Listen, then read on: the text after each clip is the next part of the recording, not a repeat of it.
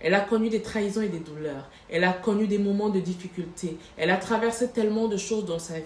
Alors, avec le cœur tellement douloureux, elle choisit la maison de l'Éternel pour avoir son réconfort. Elle se dit là-bas, j'aurai la paix. De là, elle signe un traité avec l'Éternel. Elle lui dit, je te servirai comme il se doit. Je serai avec toi jusqu'au bout de ma vie. En retour, j'aimerais que tu apaises mon cœur. Elle s'y installe convenablement. On l'accueille à bras ouverts. Elle commence alors à être active à l'église. Elle est dans le protocole, elle est dans la chorale. Elle est dans le mouvement de l'église. Elle sert l'Éternel. Elle va dans des séminaires entre jeûne et prière.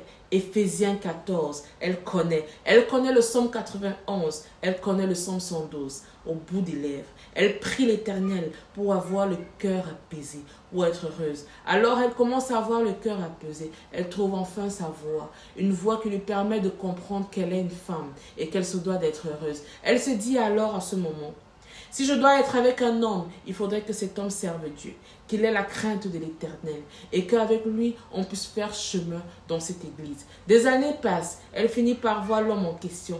Cet homme, c'est le bon Dieu sans confession.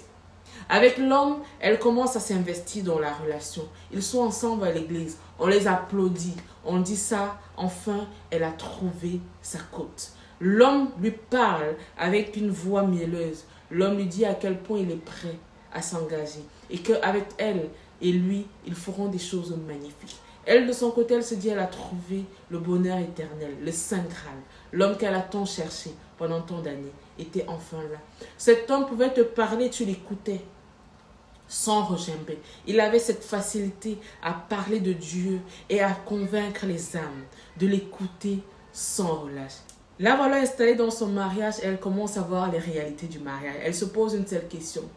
Suis-je en train de rêver? Ce n'est pas possible que l'homme que j'ai connu il y a autrefois devienne aussi changeant. Dans sa tête, elle se dit, sûrement la femme avec qui il est dehors est dotée d'un esprit de Jézabel. Alors je vais combattre avec le feu et le sang, afin que celle-ci laisse mon époux en paix. Elle a combattu en feu et en sang. Elle a fait des jeûnes et des prières pour que son mari arrête d'aller dehors. Mais que nini, celui-ci était toujours dehors. Les hommes portent des masques, les gars. Arrêtez de croire que parce que quelqu'un est à l'église, ça veut dire qu'il est bon.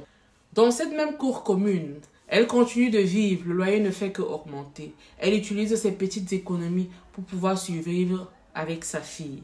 Dans la même cour commune, elle continue de vivre des infidélités jusqu'au jour où une relation de son mari qui est censée être officieuse devient officielle. C'est la maîtresse en question. Alors elle se pose la question de savoir qu'est-ce que je fais là. Elle va voir les hommes de Dieu, elle va voir les mamans pasteurs et on lui dit, on t'a dit que c'est un esprit qui est en ton mari, alors prie pour que l'esprit s'en aille. Elle continue de prier et de jeûner. Rien ne va. Au contraire, les choses sont pires. Dans ce même mariage où elle est depuis des années, l'homme en question ne lui a jamais offert un bonbon. L'homme en question ne lui a jamais donné plus de 10 000 francs. Une période de fête de fin d'année, elle avait reçu 15 000 francs pour pouvoir se faire plaisir, elle et puis sa fille. Oui, vous vous mariez ici dehors. Et parce qu'elle a choisi le mariage et qu'elle a décidé de servir le Seigneur, elle a continué à se battre pour ce mariage. Jusqu'au jour où quelqu'un lui dit clairement, où tu es là, tu perds ton temps. Et voilà qu'elle est assise, après avoir passé des semaines sans voir l'homme en question. L'oncle de son mari l'appelle et lui dit, je voudrais te parler, c'est important. Dans cette entrée couchée où elle y vit avec sa fille. Un beau matin, son oncle, l'oncle de son époux, lui dit « Il faudrait que tu arranges le logement, car ta épouse arrive. » Je tiens à préciser que cette dernière est mariée dans un régime monogamie. Là, voilà donc en train de se retrouver dans la polygamie. Il faut savoir que la dame en question, qui est dotée d'un esprit de Jézabel, qui voulait détruire son foyer, a fait 3 enfants avec son époux. Juste une précision. À côté de ça, elle demande à son époux, mais qu'est-ce qui se passe? Il lui dit clairement, je n'ai pas de compte à te rendre en ce qui concerne mes décisions par rapport à cette vie, à notre mariage. C'est moi le chef de famille et c'est moi qui décide. Ah, les hommes. Ainsi, donc, elle se rend compte que même sa belle famille a toujours été contre elle. On ne fait pas confiance à la belle famille, même si elle te montre qu'elle t'aime comment. Parce que le jour où tu tentes de flanchir, tu vois le vrai visage des gens. À côté de ça, elle se pose une seule question. Où est l'église quand elle a besoin de l'église? Où est son Dieu quand elle a besoin de son Dieu?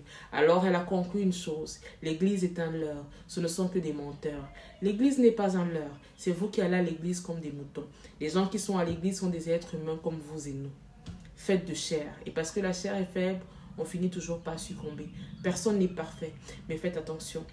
Votre bonheur ne viendra pas de votre mariage. C'est vous qui construisez votre bonheur et c'est vous qui décidez qui entre dans votre vie. Et c'est encore vous qui décidez de comment vous voulez vivre votre vie. Alors si vous choisissez le mariage, choisissez bien le mariage et soyez heureux. Et sachez une chose, le choix d'un époux, ce n'est pas parce que vous êtes la meilleure. Si vous avez eu un bon mari, c'est juste une grâce. Car on croit toujours connaître les hommes, mais on ne les connaît pas véritablement. Aujourd'hui, elle est découragée par la vie.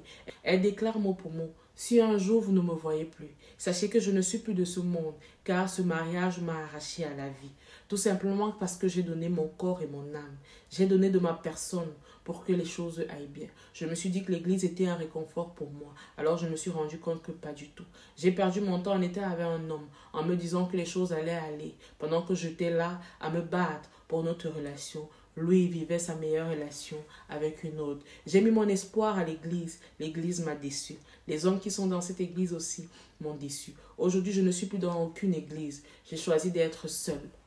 Jusqu'ici, je n'ai toujours pas divorcé. Mais je suis malheureuse. Je n'ai jamais été heureuse dans ce foyer. Ça m'a tout pris, mon temps, mon énergie. Et même ma fille en question. Aujourd'hui, on se pose tellement de questions. Beaucoup de courage à vous, madame. Je voudrais dire ceci. Vous qui êtes mariée ou qui envisagez vous marier, si vous avez la chance d'avoir des bons hommes, dites merci à Dieu. Rendez grâce à la nature. Car tout le monde n'a pas cette grâce-là. Et ne croyez pas que c'est parce que vous avez su faire le bon choix, non. On peut vous montrer des visages. Les gens portent tellement des masques. Un homme peut être avec vous tellement bien parce qu'il aimerait vous épouser. Et lorsqu'il vous épouse, il vous montre son vrai visage. On ne connaît jamais assez l'humain. Ça, c'est une réalité. Je dis bien, ça, c'est une réalité.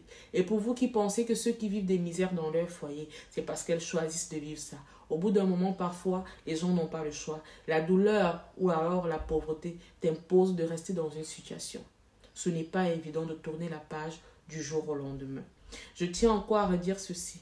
Le mariage est bien, mais sachez que le bonheur, ce n'est pas le mariage qui donne le bonheur et ce n'est pas l'église qui donne le bonheur.